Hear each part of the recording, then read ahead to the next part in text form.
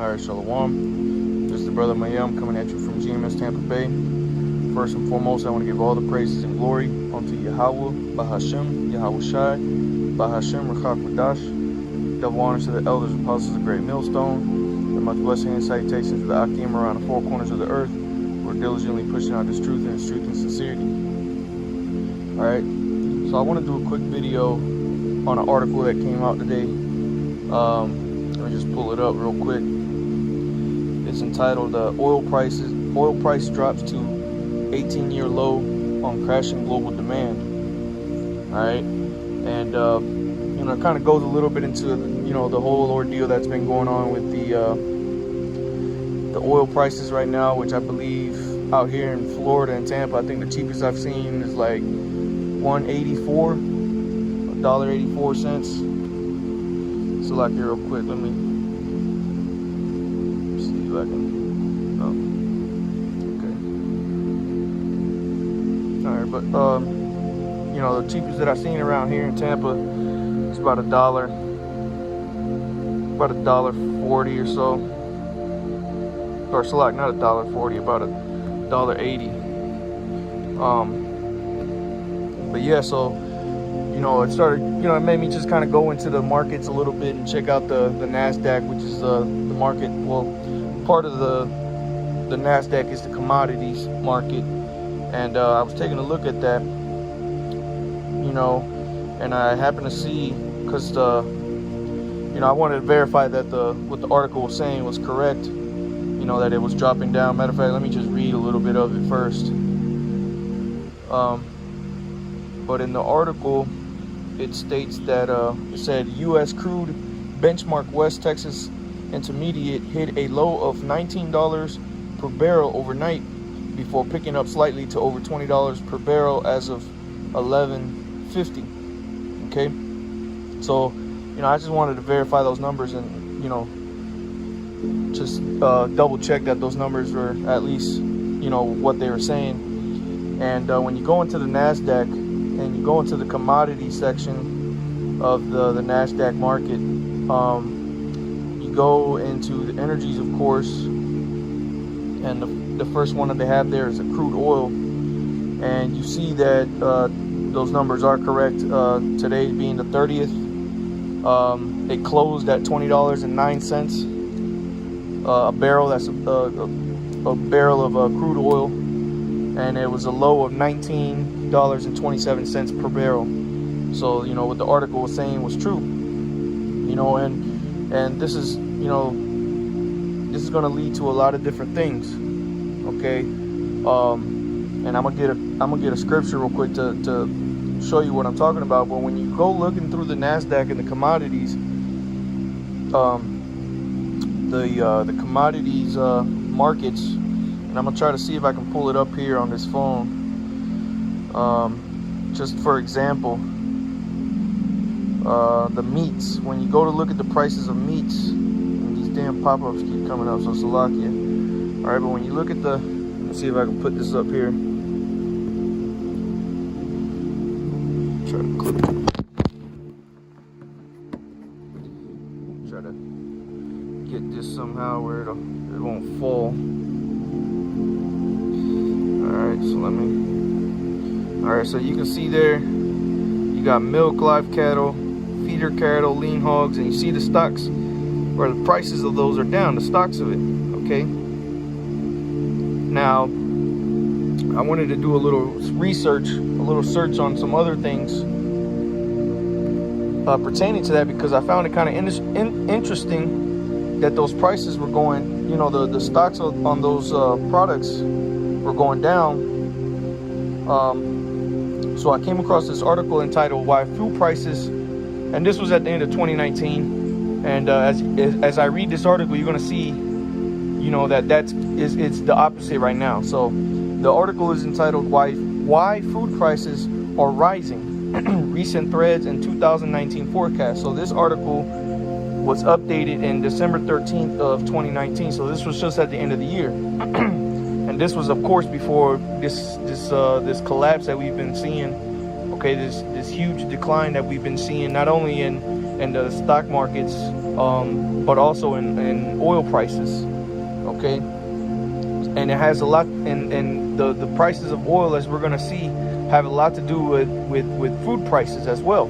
Okay, and you know, you should already be seeing where I'm going with this, but nonetheless, we're gonna keep it going. It says 5 causes of higher food prices. Okay, so now just think about this in opposite terms, because this is the scenario that we're in right now is completely opposite of what this article is saying. Okay, so 5 causes of higher food prices.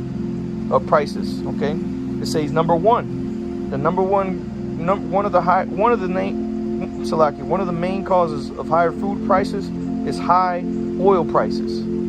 So right now, what we have the opposite, right? We have low food prices. This is the lowest price of oil per barrel that we've seen since 2001, since 9/11, really. Okay, so let's read it on this a little bit. It says high oil prices raise shipping cost. Food gets transported great distances. You can expect high gas prices about 6 weeks after an increase in oil futures. Oil prices also affect farming. Oil byproducts are a significant component of fertilizer that contributes 20% of the cost of raising grain. Between 2001 and 2007, high oil prices added 40% to the cost of growing corn, wheat, and soybeans. And because what happened after 9/11, you know, they had basically, you know, they invaded, military went in over there and invaded was Iraq, and you know, they got the possession of the oil. So there was more oil that we had, so the prices, you know, started to started to go back down some. Okay, until we got to the point to where we got around 2007, 2008, 2009, when the stock market started to crash, and those investors during the 2007, 2008, 2009, they started going and investing into commodities such as oil. So that's when oil prices started shooting up to $4 a barrel. Okay. So when those oil prices started going up during 2007, 2008, 2009, so did the cost of food. Okay, which is what we're reading here. This is what they're going to go into. Okay, but right now you have oil prices dropping back down to lows of since 2002, man. So now what are you going to start to see? You're going to start to see food prices go down, because I started to think, you know, if oil's going down, how is this affecting everything else? And this is why I ended up coming across this article, because, you know, this is what people are going to start to see, you know, out in the grocery stores. Okay, and not only that, but you just had Donald Trump, I think like mid-month, he passed or he made a statement saying that they were going to be purchasing, the U.S. government was going to be purchasing enough oil to fill the what's it called, let me just pull it up, I had it up here somewhere, let me get what it's called,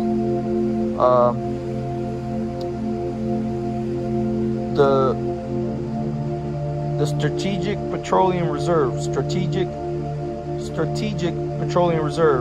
Okay, so the Trump ordered that they fill that, so they had to purchase up to, I think it said a maximum capacity, this article says here, maximum capacity of purchasing 77 million barrels of American-made crude oil. So now America is going to be sitting on that, the U.S. government is going to be sitting on that to the point to where when the gas prices start going back up, because this is what's going to come. The food price, or not food price, oil prices are going to start going back up, creeping back up, and then here's going to come Trump with the save of the day, you know, and flood the market more here in America with the oil that he's sitting on, so it'll keep the prices stable for a while. Okay, and eventually that's not going to last very long, because there's also a military that needs to be fueled, which I think is also a reason why he's reserving those oil prices, or that oil, you know, for fuel for the military. Okay, because as we've seen countless videos recently of, you know, tanks being rounded up, military vehicles being shipped to certain places, Chicago, LA, New York, okay? But as we can see, food prices are going to start to drop, man. Okay? And people are going to, because right now you go out to the gas station, you be like, damn, man, I'm going to fill up with gas because shit, it's cheap as hell. So, you thinking things are okay. You're thinking to yourself, well, everything is not too bad, okay? But let's keep reading in this article about the food prices. All right, so oil was one. And that's really the main topic that I want to hit. I don't got to read more on this. Lord willing, I remember to put this article in there. But nonetheless, the point is, these oil prices dropping is going to lower the price of food costs again, because it costs less to ship the food to manufacturing companies. Okay, like it said here in that article, it said oil byproducts are a significant component of fertilizer that contributes 20% of the cost of raising grain. And when you look at the NASDAQ market, they have in the commodity section, they have grains as well in that section. And grains are going down as well. Corn. Let me see, where's corn at? Oh no, this natural gas going down. Oh, Salakia, yeah, I was in the wrong section. Salakia, I was in energies. Salakia. Let's see. Corn is down 4.75%. Or Salakia, is down 1.37%. So, and when you look at the chart, which I'm gonna pull it up here, from the beginning of the month, you can see that oil or corn prices have been going down. All right, and just to show you that this is corn, go to the top here, and you can, this damn menu thing is in the way over there, but it's that ZC is the corn market, and you can see over here is down. And when you look at the monthly report, you can see how drastically the prices of that corn is down. Okay, and you can see their prior settlement. All right, the lows net change there, okay? And look at the difference between the 52-week high and the 52-week low, man. Which I believe this was that the low? No, the low was back in like March 17th or something like that.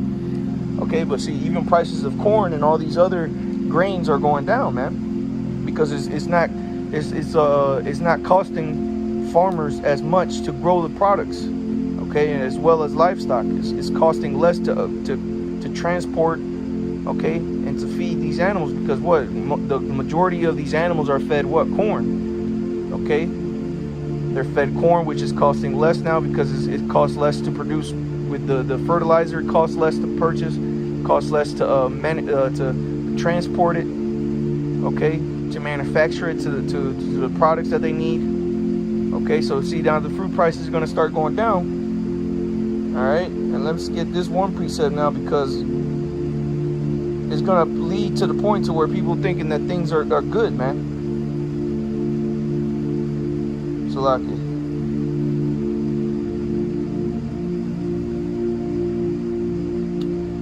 I don't know why this app is tripping, but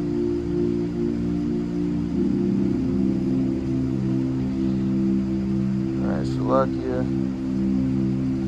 2nd Ezra chapter 16. This is the second book of Ezra, chapter 16 and verse 21. I'm going to get right to the point. It says, behold, victuals shall be so good cheap upon earth. And victuals is going into foods, anything, pretty much anything that you buy that is of necessity. Okay, so gas going down. Look at the gas prices. Look at the food prices there. And I haven't really paid attention too much to the food prices because I've been kind of staying away from the meats and all those stuff. I don't really buy milk, so I don't really know the price of milk right now. But it's going to be worth something to go to the grocery store just to check out and see how much it's going to be, because things are going to start going down. Okay, as these oil prices are down, the cost of these foods are going to go down, the prices of them. Okay, so it says, behold, victuals shall be so good cheap upon earth. that they shall think themselves to be in good case. Who's the them? This is the inhabitants of the earth. Okay, the people, especially here in America. Okay, because this is the main spot where it's at. All right, because a lot of these other countries around the world are going through food shortages right now, which shortly is going to come here to America as well. Okay. As a matter of fact, I believe, if I'm not mistaken, that's starting to happen where these farmers are being affected. Okay, they've been getting affected by the tariffs that Trump put on China, because China was a majority, or China did the majority of the purchasing for these farmers over here in America, and a lot of the farmers here depended on that money from China, on those deals that they had with China. But what? China started backing off once those tariffs started getting put on them. Okay, such as companies for soybeans, pork, corn. Okay, a lot of those farmers out in the Midwest had deals with China, and then Trump put them tariffs, raising the cost for China. So what China did was they stopped purchasing as much as they were, man, and that hurt the farmers, man. So now what? Now you're having all these cheaper prices come for the for oil, making it a little bit easier for farmers. But what? They've already had to cut back, and so now the demand for food is going up, because you see the grocery stores being emptied out, right? So the demand of food is going to go up. So what happens when the demand and the supply is down? Is going to cause a shortage, man. It's going to be a shortage. Okay, so it says, behold, victuals shall be so good cheap upon earth, that they shall think themselves to be in good case, and even then shall evils grow upon earth, sword, famine, and great confusion, man. And this is what we're heading into. Okay, and again, this is 2020, the year of prophecy, man. This is what's written in the scriptures. This is what's getting ready to come, and not just here in America, but to the entire world, man. All right. So I just wanted to do that quick little video, man, just because the brother Ash had sent out that article about the oil, and I just kind of sat down, and as I read it, I kind of started thinking, let me check these numbers out. So I went to the NASDAQ, and then it led to this, to the figure, trying to talk, figure out how this affects the food prices and all that. So. Hey man, Lord's will, this is edifying. This is what we're heading into, man. We're heading into the last days. Here it is. Well, let me continue reading in the second Ezra. Second Ezra 16, I read verse 21 again. It says, behold, victuals shall be so good cheap upon earth, that they shall think themselves to be in good case. And even then shall evils grow upon earth, sword, famine, and great confusion. Verse 22, for many of them that dwell upon earth shall perish of famine. There you goes your food shortages. And the other that escape the hunger shall the sword destroy, man. So those of you that escape the famine, guess what? The sword is going to get you. And what does that sword represent? That represents the gun, man. Because the sword is just an instrument of death. And the way a lot of you people are going to start to perish is what? Through the gun. Because people are going to be running up in your homes to try to get whatever food they can. Matter of fact, let's get that in 2 Ezra chapter 15. Okay?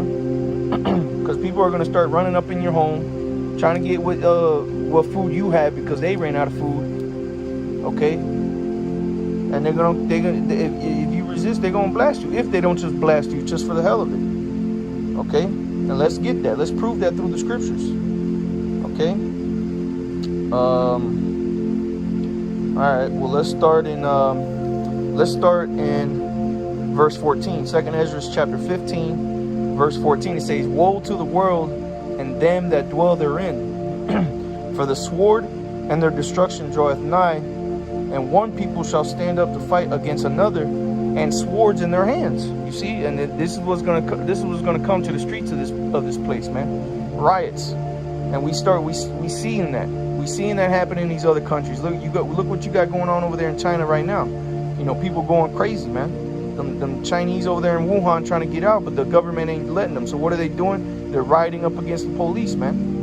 And that's going to come to the streets of America as well, man. Okay, they're going to start locking down cities. We already see them locking down cities. New Jersey, New Rochelle in New York. Okay, Rhode Island, Maryland. Okay, LA, San Francisco. Okay, you think people are actually going to stay in their homes, man? Come on, man. You got to be a fool if you actually believe that. All these damn idiots out here. Okay? So it says, verse 15, I'll read it again. It says, for the sword and their destruction draweth nigh, and one people shall stand up to fight against another, and swords in their hands. Verse 16, for there shall be sedition among men. And that word sedition means an uprising against a rulership, uprising against governments. And that's, again, this is what we're coming into again. Okay, because what? Eventually these prices are going to go back up. Right now, this $2 trillion stimulus bill, all that's going to cause is an inflation. Okay, this flooding of the government, this flooding of the economy with money is going to cause nothing but an inflation. Okay, and it's going to cause prices to go sky high. You're going to have to go buy a piece of a loaf of bread, and you know how much it's going to cost you? It's going to cost you a whole lot more than what it is right now, because the dollar is not going to be worth nothing. Okay, that's simple economics right there. Okay, it says, for there shall be sedition among men, and invading one another. They shall not regard their kings nor princes, and the course of their actions shall stand in their power. Because those kings and princes are representative of your congressmen, your senators, your mayors, your governors, you know, the president. You know, all the people are going to rise up against them. They're going to come up against the government, man, because people are going to be tired and fed up of what's happening. Okay,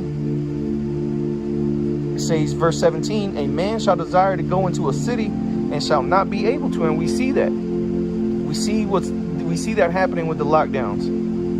Okay, people not being able to go into certain states without having a quarantine for 14 days. Okay, they have that in the border of Rhode Island and New York. Matter of fact, they have that down here in Florida too. Anybody coming from New York down here, because a lot of these New Yorkers, they're trying to get up out of New York. So what, they're catching flights out of state, or they're driving out of state. But now what these other states are doing is they're setting up, if you coming in from New York, you got to be quarantined for 14 days, man. You think people are going to want to do that? No, man. Okay, it says, a man shall desire to go into a city and shall not be able. Verse 18, for because of their pride, you see, and that's the thing, man. The people of America are the proudest people on the whole planet Earth, man. Okay, it says, for because of their pride, the city shall be troubled, the houses shall be destroyed, and men shall be afraid. Okay.